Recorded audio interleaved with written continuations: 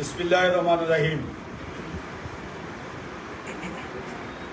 যারা লাইভে আমার কথা শুনছেন এবং শুনবেন, সবাইকে আসসালামু আলাইকুম ওয়া রাহমাতুল্লাহি ওয়া বারাকাতুহু। হিন্দু ভাই বোনেরা, আমার আদাব গ্রহণ করুন। আমি আমার নেতা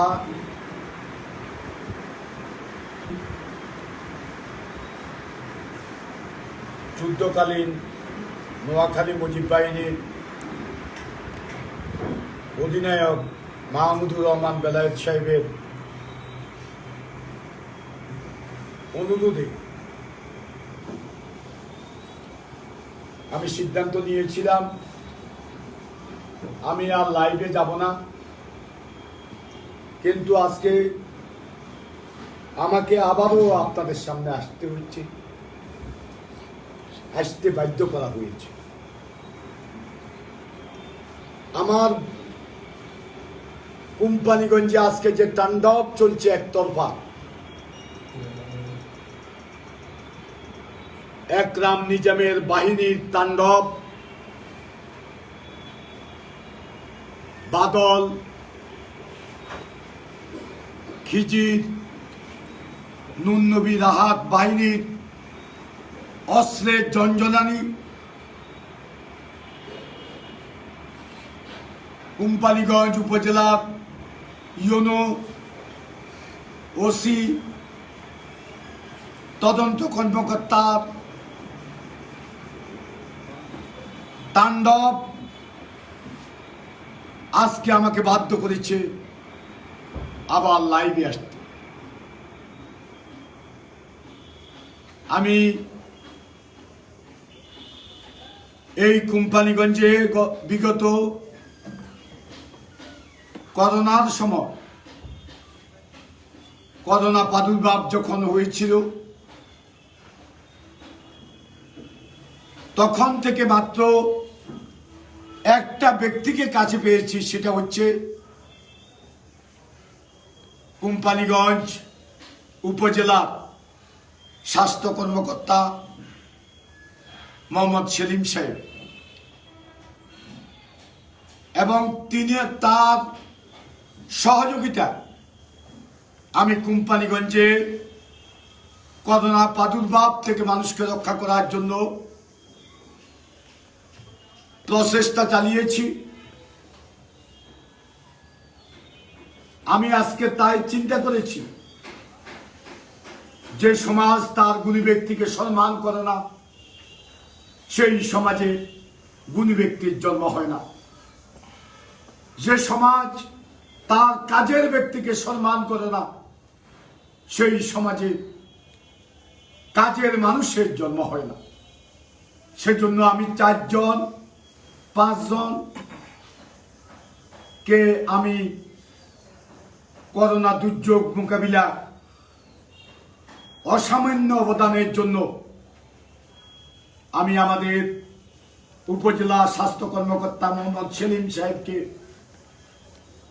বসুরহাট পৌরসভার পক্ষ থেকে করোনা যোদ্ধা হিসেবে ঘোষণা করেছি এবং তাকে পুরস্কৃত করব এই সিদ্ধান্ত নিয়েছি। এবং আরো 4 জন আমাদের সাবেক কাউন্সিলর সাইদুল হক বাবুল, আমার পৌরসভার কর্মকর্তা, যে আমাদের এখানে যখন প্রাতিষ্ঠানিক কোয়ারেন্টাইন করেছি সারাক্ষণ কাজ করেছে, আর আমার পৌরসভার একটা হোটেল মালিক প্রাতিষ্ঠানিক কোয়ারেন্টাইন যখন করেছি, সেখানে খাওয়ার নিজের হাতে গিয়ে তাদেরকে দিয়ে এসেছে, অনেক কষ্ট করেছে, অনেক সংগ্রাম দিয়েছে।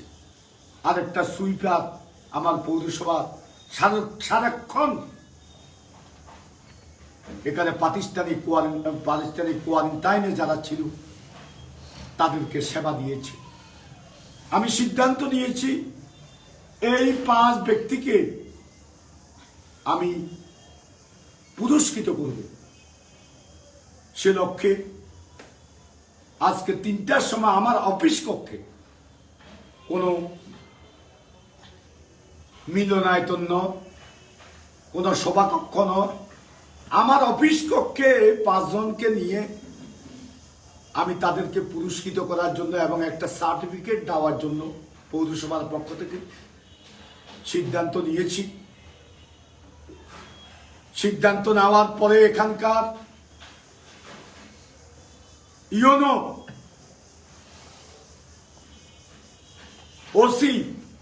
ওসি তদন্ত কর্মকর্তা, বাহিরের অফিসার আছে, তাদের উপর চাপ সৃষ্টি করে তাদেরকে লেলিয়ে দিয়ে আমার প্রোগ্রামটা পণ্ড করে দিয়েছি। এখানে ডাক্তার সেলিম, সে উপজেলা স্বাস্থ্য কর্মকর্তা, তাকে 1 ঘন্টা আমার পৌরসভা সামনে দাঁড়িয়ে থাকতে বাধ্য করেছে। তারপর আমি বলেছি আপনি চলে যান। আমি ডিএজি সাহেবের সাথে আলাপ করেছি, উনি দেখছি বলে প্রায় 15 মিনিট হওয়ার পরে আমি ওনাকে বিদায় করে দিয়েছি, প্রোগ্রাম করতে পারিনি। এরপরে আমি ওনার স্বাস্থ্য কমপ্লেক্সে গিয়ে আমি আমার সার্টিফিকেটটা এবং তার পুরস্কারটা দিয়ে এসেছি। আজকে দুঃখজনক হলেও সত্য, গত 20 দিনে আমার পৌরসভা এখানে কোনো ট্যাক্স দিতে মানুষ আসতে পারে না। এখানে ট্যাক্সের অ্যাসেসমেন্ট চলছে, অ্যাসেসমেন্টের রিভিউ হচ্ছে, সেটাও করার জন্য মানুষ আসতে পারে না। একটা পয়সা আমার পৌরসভার ইনকাম নেই। 20-25 লক্ষ টাকা মাস শেষে আমাকে দিতে হবে। আজকে দেখেন প্রোগ্রামটা আমি করলাম না, আমি স্বাস্থ্য কমপ্লেক্সে চলে গেছি। সেখান থেকে ফিরে এসে আমি যখন এখানে ঢুকলাম, কি অপরাধ করেছি জানি না, নতুন করে আগে সে স্টাইলে পুলিশ চতুর্দিকে ঘেরাও করে এই পৌরসভায় বিভিন্ন কাজে যারা আসে, এই যে করের অ্যাসেসমেন্ট, ট্যাক্সের অ্যাসেসমেন্ট রিভিউ করার জন্য মানুষ আসছে, 3টা হুন্ডা এখান থেকে নিয়ে গেছে তাদের পুলিশের মাহফুজ, যে মাহফুজ এসআই এই কোম্পানিগঞ্জে প্রতিদিন গোলঘর একটা করছে, সেখানে বসে লক্ষ লক্ষ টাকা ইনকাম করে। আমি এটার বিরুদ্ধে বলেছি, এটি হলো অপরাধ। আর এগুলা বন্ধ করতেছে উপরে বিভিন্ন কথা বলে, বিভিন্ন অজুহাত দেখিয়ে। কোম্পানিগঞ্জের ইউনো, যে ইউনো দক্ষিণ এলাকাতে চরের ভূমিহীনদের সম্পত্তি দখল করে বাদল, সে এলাকার চেয়ারম্যান, তথাকথিত চেয়ারম্যান কানা রাজ্জাক, তাদের সহযোগিতা সেখানে প্রায় শতাধিক প্রজেক্ট, মাসের প্রজেক্ট করেছে। এগুলা সব ভূমিহীনদের সম্পত্তি। 5,000, 10,000, 7,000 টাকার করে তাদেরকে দিয়া, তাদেরকে উচ্ছেদ করিয়া সেখানে বিভিন্ন এলাকার বড় বড় লোকদেরকে এনে এখানে প্রজেক্ট করেছে। আমি আজকে প্রশ্ন রাখতে চাই ইউনোকে, আজকে আপনি সেখান থেকে মাসোয়ারা খান, ভূমিহীনের সম্পত্তি কি বিক্রি হয়? ভূমিহীনের সম্পত্তি কি বিক্রি করার বিধান আছে? আমি এই কথাটা আগেও বলেছি, কিন্তু কোনো ব্যবস্থা তার বিরুদ্ধে নেওয়া হয়নি। আজকে সে কাজ করছে। আমি যখন এটার বিরুদ্ধে কথা বলেছি, তারপরে এখানে আমাদের খালের জায়গা বিল্ডিং করে দখল করে নিয়েছে। এখানে মন্ত্রীর পরিচয় দিয়ে মন্ত্রীর বাগিনা রাহাত একটা মার্কেট করে রেখেছে পুকুরের খালের ভিতর। বিএনপির সাবেক সভাপতি সেলিম, বিএনপির এখানে সাবেক উপজেলা চেয়ারম্যান প্রার্থী পলাশ, এখানে একজন ডাক্তার মাহমুদ রসুল, তারপরে একজন ব্যবসায়ী রুমের সহ অনেকে এখানে সম্পত্তি দখল করে রেখেছে। এগুলা থেকে মাসোয়ারা পায় এই ইউনো। এই কথা যখন আমি বলেছি, এটার বিরুদ্ধে যখন প্রতিবাদ করেছি, তারপরে এখানে তোয়া বাজার, আমি আগেও বলেছি, ভূমি মন্ত্রণালয়কে তদন্ত করার জন্য তোয়া বাজার বন্দোবস্ত বা ইজারা দেওয়া যায় কিনা। তোয়া বাজার তো কখনো বন্দোবস্ত দেওয়া যায় না। এই ইউনো এখানে বিল্ডিং পর্যন্ত একজন পরিবার নির্মাণ করেছে, আজকে সেখান থেকে সে মাসোয়ারা পায়। শত শত ঘর নির্মাণ করছে তোয়া বাজারের উপরে, সেখান থেকে সে মাসোয়ারা পায়। আমি এটার বিরুদ্ধে বলেছি। এখন আমি খারাপ। তারপরে কোম্পানিগঞ্জের ওসি গোল গোল করে আর লক্ষ লক্ষ টাকা সেখান থেকে কামাইতেছে। কোম্পানিগঞ্জের মানুষকে সালিশের নামে সালিশ বাণিজ্য করে নিঃশ্বাস করে দিচ্ছে থানা। এটার সাথে রবিউল সহ জড়িত তদন্ত কর্মকর্তা আর এ মাহফুজ, এই তিন ব্যক্তি, অন্যরা নয়। এই তিন ব্যক্তি সবচেয়ে খারাপ থানার ভিতরে। থানার সামনে জোরপূর্বক তারা ঘর করতে চায়। সেখানে রাস্তার জায়গা বাদ দিলে, খালের জায়গা বাদ দিলে এক তিল জায়গাও থাকে না, 1 ইঞ্চি জায়গাও থাকে না। তারা সেখানে ঘর করতে চায়। আমি বাধা দিয়েছি। আমি বলছি আমি পৌরসভার মেয়র হিসাবে এটা দিতে পারি না। আগে একটা ঘর করেছেন, সেটাও খালের ভিতরে করেছেন। সেখান থেকেও আপনারা হাজার হাজার টাকা ইনকাম করেন।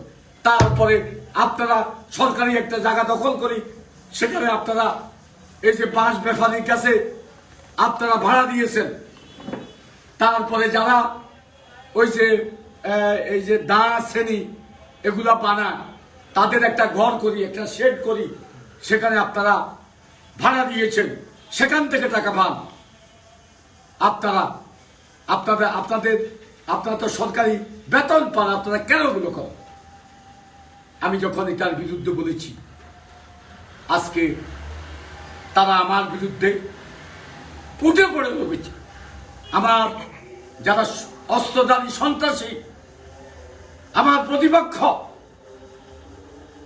তাদেরকে নিয়ে প্রতিদিন উপজেলাতে বৈঠক, থানাতে বৈঠক হয় এবং প্রতিনিয়ত সকাল থেকে সন্ধ্যা পর্যন্ত ইউনো অফিসে বসা থাকে তারা। সেখানে আমাদের কোনো কর্মী বা কোনো কিছু, কোনো কাজে বা একজন সাধারণ মানুষ আমার লোকের সম্পর্ক আছে। আমি পৌরসভার মেয়র হিসাবে আমার সাথে সাধারণ অনেক লোকের সাথে দলমত নির্বিশেষে সম্পর্ক। তারা গেলে তাদেরকে সেখানে ইউনোর সামনে, ওসির সামনে, ওসি তদন্তের সামনে অপমান করে। অপমান যারা করে, খিজির হায়াত, নবী, বাদল, তারপরে আরিফ, কোসি, মঞ্জু, রাহাত, রংমালা, ওই যে লুট করে খেয়েছে রংমালা মাদ্রাসা, তারপরে একটা হাজার হাজার ওই এলাকার নিরীহ মানুষের সম্পদ একটা লোক কুক্ষিগত করছে। তার সম্পত্তিটা সে দখল করে খিজির হায়াতের নেতৃত্বে সেখানে দখল করে দেখছে। মানুষ তাদের ন্যায্য পাওনা পাচ্ছে না।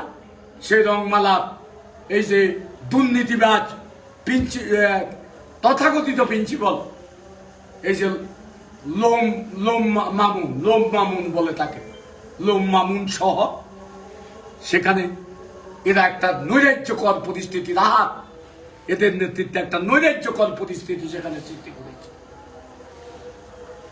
এত বিরাট একটা ঘটনা ঘটলো, বিচার আমি পাইনি।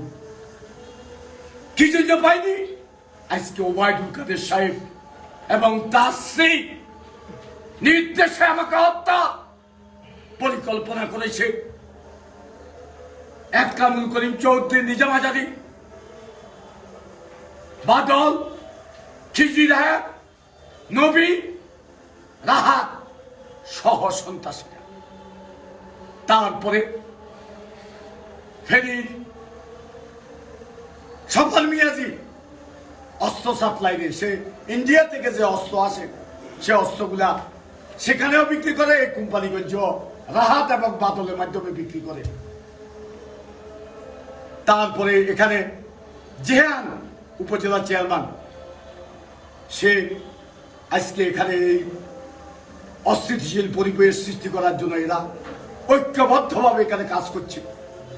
আমাকে 6 বার হত্যা করার জন্য পরিকল্পনা দিয়েছে। সর্বশেষ আমার পৌরসভাতে আমার রুমে একতরফাভাবে পুলিশ দেখেছে, জনগণ দেখেছে, একতরফাভাবে আমার রুমে 500 গুলি করেছে। আমার আজকে অনেক কর্মী হাসপাতালে মৃত্যুর সাথে পাঞ্জা লড়ছে, অনেকে কারাগারে, অনেকে বাড়িতে ঘুমাতে পারে না, যারা এক সময় রাতের অন্ধকারে এই আওয়ামী লীগ সংগঠনের জন্য বেরিয়ে এসছে, রাতের অন্ধকার স্লোগান দিয়েছে, কনকনে শীতের মধ্যে ভোট করেছে। সেই ত্যাগী কর্মীরা আজকে বাড়িতে থাকতে পারে না, আজকে মৃত্যুর সাথে হাসপাতালের বেড়ে শুয়ে লড়াই করছি। সেই কর্মীদের দেখার আজকে কেউ নেই, কেউ না অভিভাবক আমাদের আছে বলে আমার মনে হয়। একটা লোক জিজ্ঞাসা করে নাই আমার এখানে এত বিরাট ঘটনা ঘটল সেদিন। এখানে সেদিন এই এলাকার মানুষ এটাকে কালো রাত্রি হিসাবে ঘোষণা করেছে। সেই কালো রাত্রির ঘটনা শুধু একটা লোক, নোয়াখালী এসপি সার্কেল শাহ, আর কেউ আমার খবর নেয়নি, আমাদের নেতা কর্মীদেরকে খবর নেই। আমার দলের নেতা এ এলাকার অভিভাবক ওবায়দুল কাদের সাহেব, ভাইয়ের সম্পর্ক তো অনেক আগে শেষ হয়ে গেছে। আমার ভাই অর্থের অভাবে পাশে দিয়ে মৃত্যুবরণ করেছে, সেদিন থেকে ভাইয়ের সম্পর্ক শেষ হয়ে গেছে। এখন তো দলের কর্মী হিসাবে 2টা লোক নিজে না আসতে পারলে 2টা লোক পাঠিয়ে এই এলাকার 2টা মানুষকে হত্যা করেছে, খবরটা নিতে পারত নেননি। কি জন্য নেননি? যেহেতু এগুলা তিনি করাচ্ছেন দল দিয়ে, প্রশাসন দিয়ে। আজকে আমার পৌরসভা বন্ধ হওয়ার পথে, সেজন্য আজকে বলতে হচ্ছে, বিরক্ত করতে হচ্ছে আপনাদেরকে। এই ওবায়দুল কাদের সাহেব, আমার এখানে সাংবাদিকেরা পুরো তথ্য তাদের কাছে আছে, কি ঘটনা ঘটছে, কিভাবে সাংবাদিক মোজাক্কেরকে হত্যা করা হয়েছে, কিভাবে পুলিশ এবং তাদের সংঘর্ষে আলাউদ্দিন মারা গেছে, আলাউদ্দিনের পূর্বের ঘটনাগুলা, এগুলা সব তথ্য সাংবাদিকদের কাছে আছে। ওবায়দুল কাদের সাহেব সকল পত্রিকা সাংবাদিকদেরকে বলে দিয়েছে, তোমরা এগুলা ছাপাবা না। এই ঘটনার পর বাদলকে আইওয়াসের জন্য, আমি সেদিনে বলেছি, বাদলকে গ্রেপ্তারের পর আমার কর্মীরা যখন উৎসব করছে, আমি বলছি একটু ধীরে চলো, চুপ থাকো, এগুলো আইওয়াস, এটা ওবায়দুল কাদের সাহেবের আইওয়াস। জেলে 2-3 দিন রাখি, এরপরে ছাই দিল, এটা একটা নাটক করছে।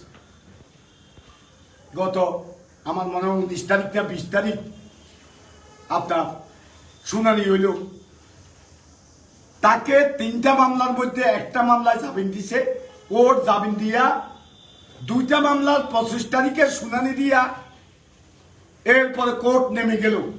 ওবায়দুল কাদের সাহেব রিং দিয়ে ম্যাজিস্ট্রেটকে বলল একে ছেড়ে দিতে হবে। আবার কোর্ট বসিয়ে, কোর্ট আবার সেখানে বসে নাই, তার চেম্বারে আমরা শুনেছি কোর্ট বসিয়ে সেখানে তাকে ছেড়ে দেওয়া হয়েছে। ছেড়ে দেওয়ার পর সে এখানে এসে সম্বর্ধনা সভা করেছে। আজকে থানায় বসে মিটিং করে, আজকে উপজেলায় বসে ইউনোর সাথে মিটিং করে, ওসি তদন্তের সাথে মিটিং করে। অথচ আমি ছোট্ট 5 জনের করোনা তাদেরকে অসামান্য অবদানের জন্য একটু পুরস্কৃত করব, একটা সার্টিফিকেট দেব, আমার অফিসে বসে সেটাও আমাকে করতে দেয়নি। আমি সেলাই মেশিন দিয়েছি, আগে 7টা দিয়েছি জননেত্রী শেখ হাসিনার পক্ষে, আজকে আরো 5টা দিয়েছি। এই 500টি সেলাই মেশিন আমার দিতে দেয়নি, সেই প্রোগ্রাম বন্ধ করে দিয়েছি। আমি দাঁড়িয়েছি, কোনো প্রতিকার পাইনি। আজকে পুলিশ এখানে তাণ্ডব চালাচ্ছে। ওসি এবং রবিউল বসুরহাট বাজারে হেঁটে হেঁটে ব্যবসায়ীদেরকে ধমক দিয়ে বলতেছে, আব্দুল কাদের মির্জার চতুর্পাশে কোন লোক আমরা রাখবো না, আর পুলিশ কি জিনিস তাকে দেখিয়ে দেবে। আজকে বাজারে হাঁটে হেঁটে হেঁটে বলতেছে। কোথায় মানবাধিকার সংস্থা? তারা কি হারিয়ে গেছে? এদেশে কি মানবাধিকার নেই? সরকার তো থেকেও নেই, আজকে কোনো বিচার পাচ্ছে না। মাহমুদুর রহমান বেলাল সাহেব আজকে রিং দিলাম, মোবাইল বন্ধ, উনি নাকি ঘুমাই দিছে। তো আপনি আমাকে পরামর্শ দিলেন কি এখন ঘুমাই দিছে? দেশের সরকার থাকলে এগুলো হইতো। হেফাজতের বিরুদ্ধে আমি আজ থেকে বলে আসছি, হেফাজতকে কারাগ্রস্ত দিয়েছে এই আওয়ামী লীগের কিছু সংখ্যক নেতা। তাদের কারণে আজকে এই অস্থিতিশীল পরিবেশ সৃষ্টি হয়েছে। আজকে শেখ হাসিনা ভাবমূর্তি নষ্ট হয়েছে। আজকে দেশের ভাবমূর্তি আন্তর্জাতিকভাবে আমরা নষ্ট করেছি। আজকে কি তাণ্ডব তারা চালাচ্ছে। পুলিশ মেরেছে, অতীতেও মেরেছে, পুলিশ ফাঁড়িতে হামলা করে, কিন্তু কেউ শুনেনি। দুঃখজনক হলে সত্য, আমি গতকালকে হেফাজতকে এখানে মিছিল করতে দিই নাই। আমি অনুরোধ করেছিলাম যে তোমরা মিছিল বন্ধ করো, এখানে সৌহার্দ্যপূর্ণ পরিবেশ আছে, সেটা রক্ষা করা। তারা আমার কথা শুনেছে। এরপরে রাত্রে তাদেরকে বাদল, খিজির হায়াত, নবী, রুমেল চৌধুরী, আরিফ, কসি, মঞ্জু, রাহাত সহ এরা সবাই মিলে ওই সন্ত্রাসীরা থানাতে গিয়ে আপোষ ফর্মুলা করার পরিকল্পনা নিয়েছিল যে তারা শান্তিপূর্ণভাবে হরতাল পালন করবে। আমি সাথে সাথে আমি ডিএসজি সাহেবকে জানিয়েছি। ডিএসজি সাহেব বলল যে এটা হবে না, আপনি আপনার উপর আস্থা রাখেন, সেজন্য করতে পারে না। আজকে সেজন্য নানা ষড়যন্ত্র চক্রান্ত তারা করে যাচ্ছে। আমি এই অবস্থা চুপ করে বসে থাকতে পারি না। আমি সিদ্ধান্ত নিয়েছি, আমি আমার নেতাদের সাথে কথা বলে, যেহেতু আর এখানে থাকা যাবে না, আমি অবরুদ্ধ, এখন থেকে অবরুদ্ধ, থাকা যাবে না। আমি আমার নেতাদের সাথে কথা বলে পরবর্তী কর্মসূচি, এই কর্মসূচির মধ্যে থাকবে স্বেচ্ছায় কারাবরণ আমরা করব। যেহেতু বাইরে থাকতে পারছি না, আজকে স্বেচ্ছায় কারাবরণ ছাড়া আমাদের বিকল্প কোনো পথ আমি খুঁজে পাচ্ছি না। পৌরসভা আজকে কষ্ট লাগে, আমাদের কর্মীদের জামিন হয় নাই। যে কয়েকটা মামলা হয়েছে, সব মামলার আসামি, মোজাক্কের হত্যার মামলার আসামি আমার ছেলেরা। আমি, আমার ছেলে, আমার ভাই সহ আমার অনুসারী যারা আছে 166 জনকে আলাউদ্দিন হত্যার মামলা আসামি করেছি। 166 জনকে হত্যা করে আমি বলেছি একজন লাগে হত্যা করতে, আমার নামটা রেখে অন্য নামগুলা বাদ দিয়ে দেব। সেটাও হচ্ছে না।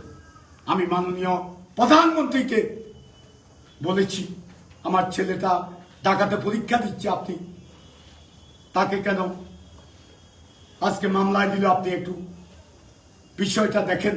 উনি দেখবে বলছে, কিন্তু এখন পর্যন্ত সে মামলায় চলছে। এই অবস্থা চলছে।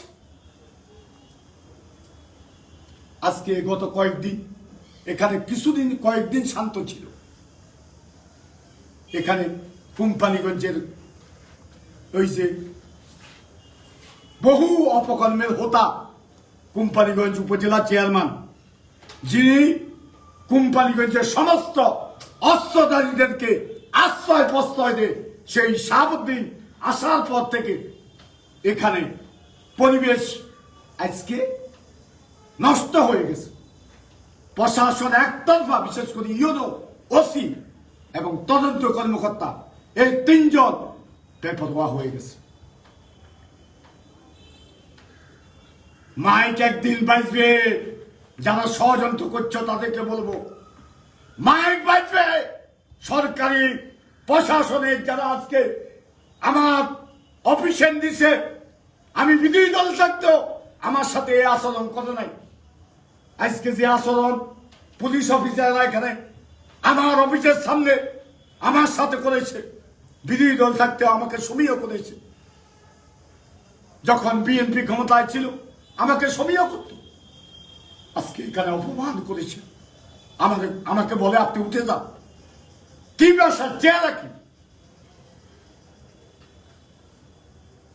আমরা প্রায় ডিসির মর্যাদা, আমি পৌরসভার প্রথম শ্রেণীর পৌরসভার মেয়র, আমাদের ডিসি পর্যায়ে মর্যাদা। আজকে একটা সাধারণ পুলিশ অফিসার আমার সাথে যে রুক্ষ আচরণ করেছে, এর বিচার যদি না হয় তাহলে আমি আত্মহত্যা করা ছাড়া আমার আত্মহত্যা থাকবে না। এত অভিযোগ কোথায় মানবাধিকার?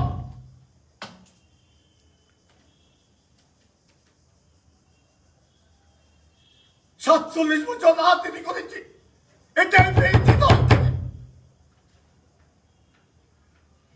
ছেলেটা আজকে মামলায় পড়েছে। ভাইটাকে সেদিন 1 মিনিট যদি সে আমার পৌরসভা ঢুকতে দেরি হতো, তাকে হত্যা করতো, তাকে বাড়ি ফেলতো। আমাদের হত্যা করার জন্য 500 গুলি করছে, 2000 গুলি পৌরসভা করছে। এর আগে 4 বার আমার বাড়িতে নিজাম হাজারি এবং বাদল রাহাতের সন্ত্রাসীরা আমার বাড়িতে 4 বার আক্রমণ করছে আমাকে মারার জন্য। ওবায়দুল কাদেরের কাছে বিচার পাইনি, প্রশাসনের কাছে আমি বিচার পাই। আমি বিচারের কথা যখন বলি তারা ক্ষুব্ধ হয়। আমি অতীতে এখানে প্রশাসন বলে দুর্ব্যবহার করি।